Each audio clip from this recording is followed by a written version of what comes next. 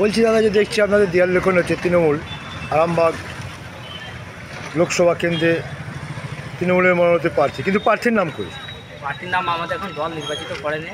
আমাদেরকে অলরেডি দল নির্দেশ দিয়েছে যে দেয়াল লেখন করে রাখতে, প্রার্থীর নামটা ফাঁকা রাখতে।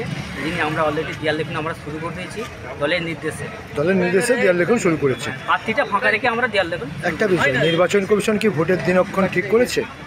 কি বলছেন? নির্বাচন কমিশন কি ভোটের দিন? না, সেটা আমাদেরকে দল নির্দেশ দিয়েছে। দল নির্দেশ দিতে আমরা দেয়াল লেখন অলরেডি প্রার্থীর নাম ফাঁকা রেখে আমরা দেয়াল লেখন শুরু করেছি। হ্যাঁ, দল নির্দেশ দিয়েছে, কিন্তু ভোটের তো এখন পর্যন্ত মনে হচ্ছে দামা বাজে যাচ্ছে বলে মনে হয় না। সাধারণ মানুষ টাইম হয়ে এসছে, বেশি যাবে নামা দেওয়ার, আর বেশি দিন টাইম এখন নির্বাচন কমিশন তো এখনো ঘোষণা করে না।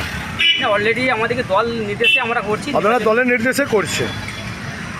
এই যে আরামবাগ লোকসভা কেন্দ্রের সম্ভাব্য প্রার্থীর নাম কি একটু যদি বলেন? ওইটা আমরা বলতে পারছি না, এটা দল আমাদেরকে এখন নাকি দল ঠিক করবে। ওটা আমাদেরকে বিগত যে প্রার্থী ছিলেন মাননীয়া অপরাজিতা পোদ্দার, উনি আসন পাবেন এরকম চিন্তা ভাবনা আপনাদের? না, সেইটা আমরা বলতে পারছি না। দলের নির্দেশ এটা আমরা বলতে পারবো না। এটা দল যেটা ঠিক করবে সেটা। এটা কোন জায়গা?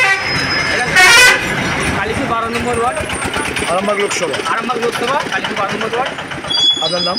আমার নাম শেখ জামালউদ্দিন।